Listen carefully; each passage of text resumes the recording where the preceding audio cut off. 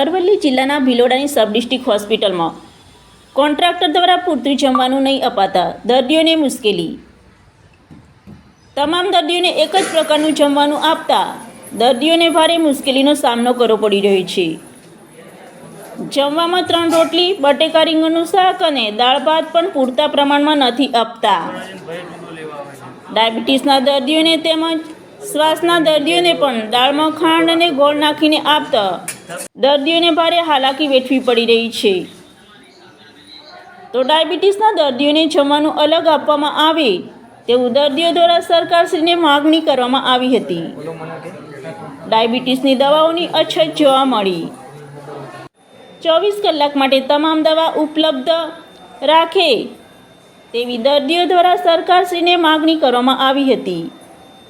પાણીનું water cooler બંધ હોવાથી પાણીની પણ દર્દીઓને તકલીફ પડી રહી છે. બાથરૂમના દરવાજા લોક દરવાજા તૂટેલા જોવા મળ્યા તેમજ સાફ સફાઈ થતી નથી. આ બધી સમસ્યાનું તાત્કાલિક નિરાકરણ લાવવામાં આવે તેવું તમામ દર્દીઓ દ્વારા સરકારશ્રીને માગણી કરવામાં આવી હતી.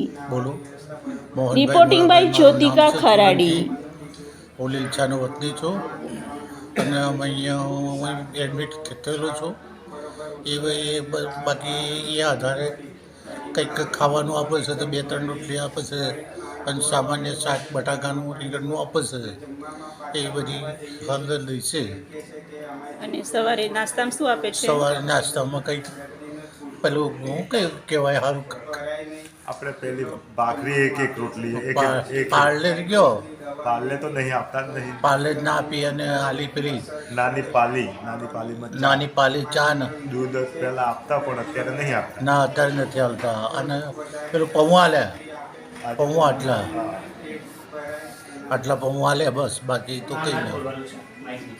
મારું નામ ડામોર સતીશ નરેન્દ્રભાઈ છે. હું મારા ભાઈના કોટેજ હોસ્પિટલના રોજ તારીખ 25/11ના રોજ દાખલ કરવામાં આવ્યો હતો. ત્યારથી હું અહીંયા મેં બધી સુવિધાઓ જોઈ. સુવિધામાં બધી અછત આવે છે. જમવા બાબતે અછત આવે છે. સાફ સફાઈ બાબતે ટાઈમસર સાફ સફાઈ થતી નથી અને સંડાસ બાથરૂમમાં અમુક દરવાજા તૂટેલા છે અને અમુક દરવાજા એકદમ લોક મારીને રાખેલા છે.